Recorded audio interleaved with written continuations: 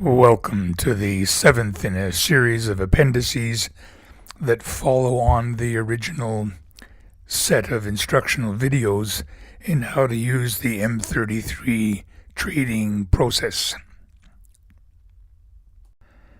And just to review where this fits into the overall context of the videos that we've been putting together on the M-33 process, you have the three main videos, the longer ones that show the guide on how to use the system itself, followed by a series of appendices. And this is what we're about to do right now, is to record a seventh one that will fit into this overall repository once it's done. The situation that we're dealing with specifically stems from the release of the CPI indices last week. I'm recording this on the 18th of November 2023, and the release of the PCI threw the markets into a terrible state of flux that was very, very difficult to trade and even more difficult to stay calm. Let me give one perhaps silly anecdote, an analogy. My late and much loved maternal grandfather, who lived back in the days when there was no such thing as a remote control, had two TVs in his living room, stacked one on top of the other, so that he could watch both the Montreal and the Toronto hockey games on Saturday night. He lived in Ottawa, in between the two cities, and they played at the same time every Saturday at home, and consequently rarely played each other. The joke in the family was, though, when we teased him about those two monitors, one on top of the other, he would say, "Yes, and damn it, I never seem to be looking at the right one when the goal is scored, and consequently I don't see any goals at all." And of course, given that there were no replays in those days, he was only half joking. Well, by analogy, if you consider what it would be to have 10 televisions trying to watch 10 different matches, that's a little bit what we were up against last week, and why we're trying to come up with a solution that allows us to keep track of what's going on and not get frazzled when things are moving very, very quickly. And of course, what we're trying to do is to avoid getting stuck holding something that has suddenly turned against us, and also trying not to miss opportunities to get in on something that suddenly turns in the profitable direction that we've been expecting.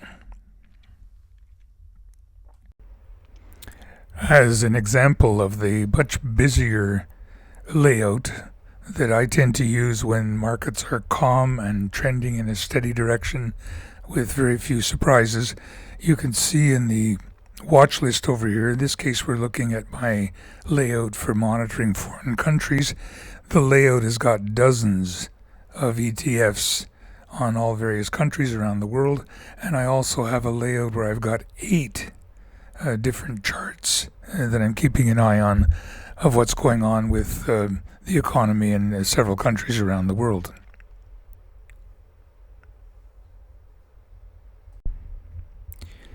In looking for a simpler approach to use during days of violent oscillations in the market, I concentrate on the watch list. And I've created a watch list that stacks the categories vertically, the same ones that would normally be across the top of my screen as layouts for each of the major sectors in the economy. I set one up inside a single watch list, and inside each category I only have 2 or 3 tickers. Usually one is the underlying, and the other is 2 instruments that can be used to invest and play changes in the underlying. So in this case, we're looking at bonds. The underlying that I'm showing is the 20-year Treasury in the United States, and I have 2 ETFs, one a bull and one a bear, playing on the rate changes in those bonds. And what this will allow us to do then is to have off to the left of this watch list a much simpler array of charts to follow.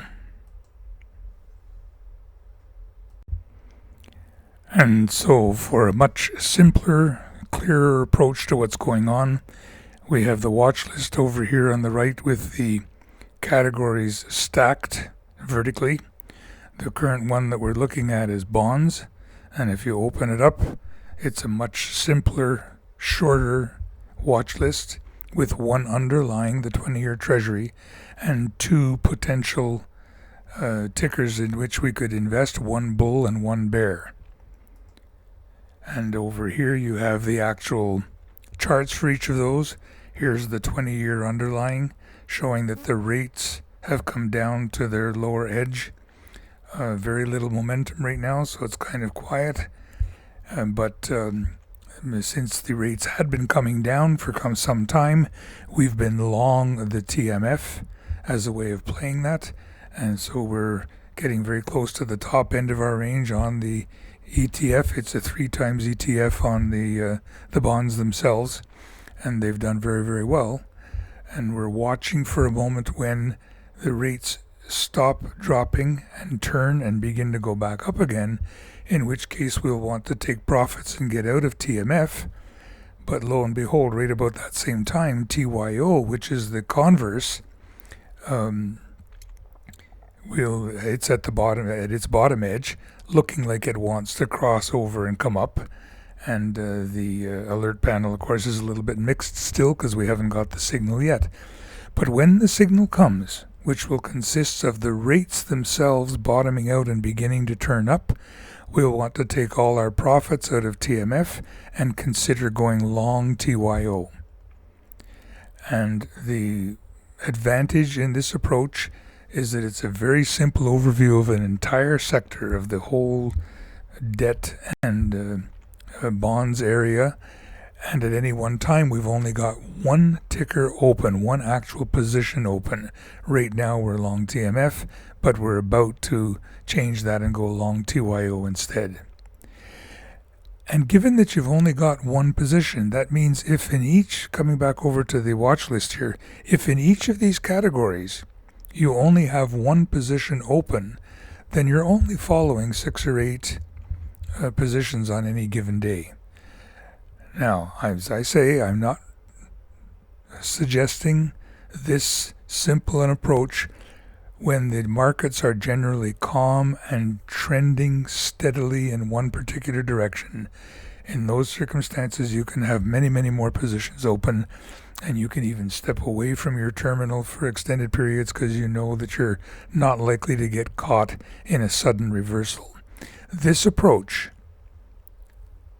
with only one position really, or 2 at the most open in any of the categories, and with this simpler view to monitor what's going on, this is what I suggest, and certainly what I do on days of really terrible, violent oscillations in the market like we had last week after the CPI was published.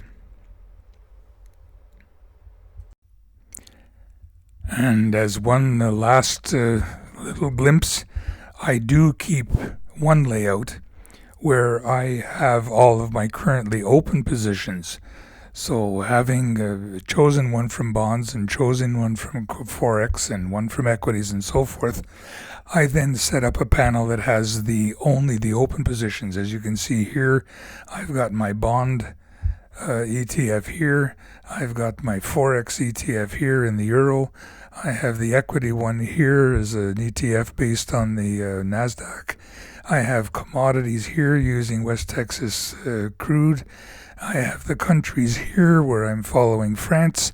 And then in the category that I call alternatives down here, I've got BITO, or BITO as you might want to call it, where I'm also watching what's happening with Bitcoin. So that allows keeping an eye on all of the open positions concurrently.